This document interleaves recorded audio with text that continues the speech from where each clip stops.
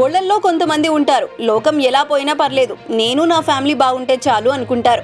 దేశం ఎలా తగలాడినా నాకేంటి బాధ, నా ఆదాయం బాగుంటే చాలనుకునే వాళ్ళు ఇంకొందరు. అచ్చం అలాంటి వాళ్లే రాజకీయాల్లోనూ ఉంటారు.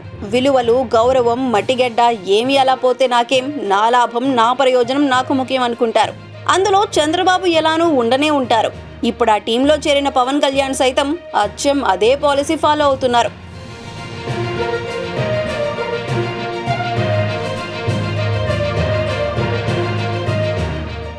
రాష్ట్రంలోని వైఎస్ఆర్ కాంగ్రెస్, తెలుగుదేశం ఇంకా బీజేపీ వంటి పార్టీలు సైతం అమ్మో ఎన్నికలు వస్తున్నాయి, పార్టీని నడపాలి, ఇన్ఛార్జీలను వెయ్యాలి, క్యాడర్ను సమాయత్తం చేయాలి, ఈసారి ఎలాగైనా గట్టిగా పోరాడి పార్టీని ఒక స్థాయికి తీసుకురావాలి, అధికారం చేపట్టాలి అంటూ వాళ్ళ స్థాయిని బట్టి వ్యూహాలు, సమీకరణాలు చేస్తున్నారు.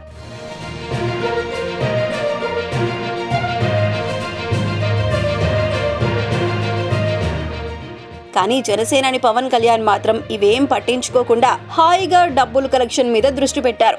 నా పార్టీ కోసం ఎవరు పైసా ఇవ్వొద్దు అని, తన సొంత సొమ్ము ఖర్చు పెట్టి ప్రజలకు సేవ చేస్తున్నాను అని, రైతులకు ఆర్థిక సాయం అందిస్తున్నానని చెబుతూ వచ్చిన జనసేనాని ఇప్పుడు ఏకంగా అధికారికంగా విరాళాలు సేకరించే పనిలో పడ్డారు. 2008 నుంచి చూస్తా ఉన్నాను.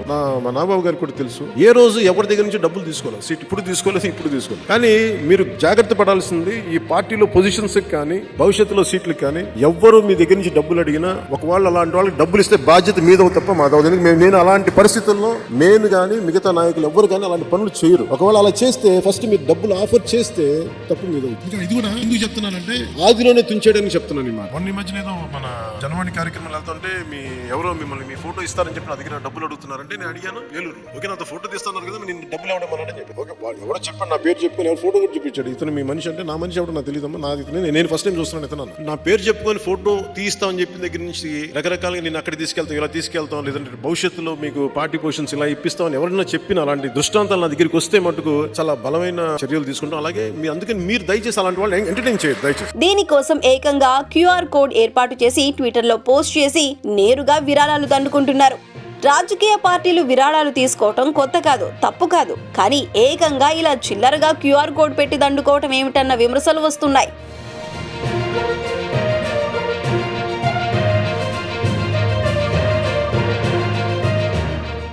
పవన్ కళ్యాణ్ జిల్లాల్లో పార్టీ కార్యాలయాలు నడపటం లేదు, క్యాడర్ కోసం ఏమీ చేయటం లేదు.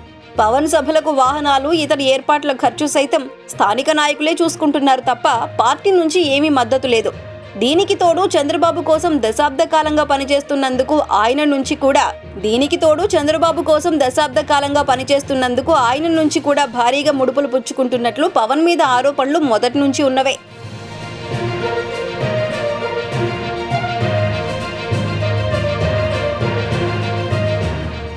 మరి అలాంటప్పుడు ఇంకా ఈ చిల్లర కలెక్షన్ ఎందుకు అన్న అనుమానాలు వస్తున్నాయి.